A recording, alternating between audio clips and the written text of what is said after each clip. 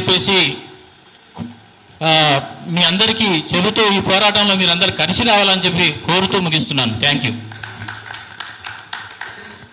Sky बाबा गारी धन्यवाद తెలియజేస్తూ फ्रेंड्स, ये प्रोग्राम खत्म होने के बाद आप सब लोगों को खाने का इंतजाम करें.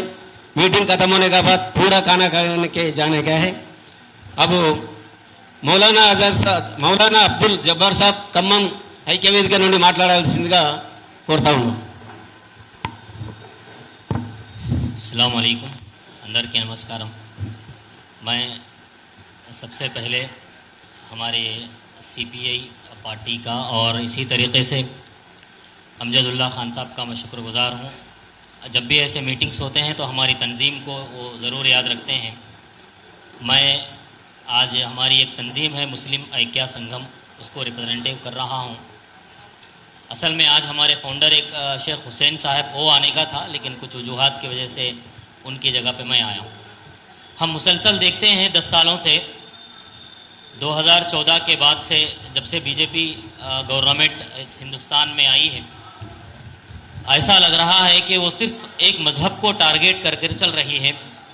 या तो उनसे दुश्मनी है या तो फिर मोहब्बत ज़्यादा है, क्योंकि हिंदुस्तान में बहुत सारे ऐसे मसाइल हैं, बहुत सारे ऐसे मुद्दे हैं, बहुत सारी ऐसी परेशानियां हैं जो वक्फ अमेंडमेंट बिल हो या फिर ट्रिपल तलाक हो या फिर और दूसरे जो भी बिल हो, दूसरे जो भी मुद्दे हो जो मुसलमानों से, माइनॉरिटी से रिलेटेड है, उससे भी कई गुना बढ़कर हैं.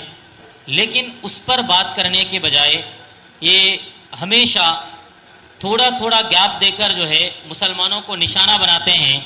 कभी मस्जिदों को, फिर कभी मदरसों को, कभी वक्फ की ज़मीनों को और कभी त्रिबुल तलाक को. जो मुसलमानों का मजहबी मामला है उसको हमेशा लाकर हिंदू मुसलमान करने की कोशिश करते हैं.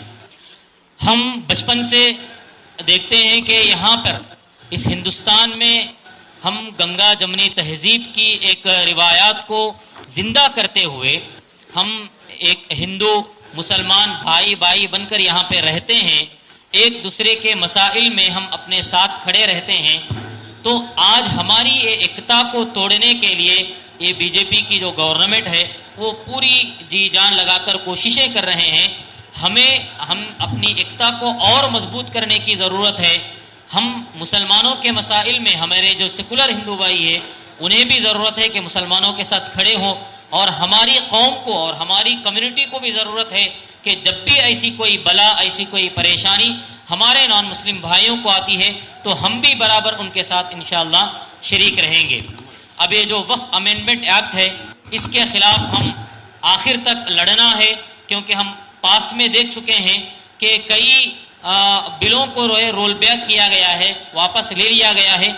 हम उस आखिरी दर्जे तक लड़ेंगे और इस बिल को वापस लेने तक इंशाअल्लाह हम हमारी कोशिश जद्दोजहद रखेंगे.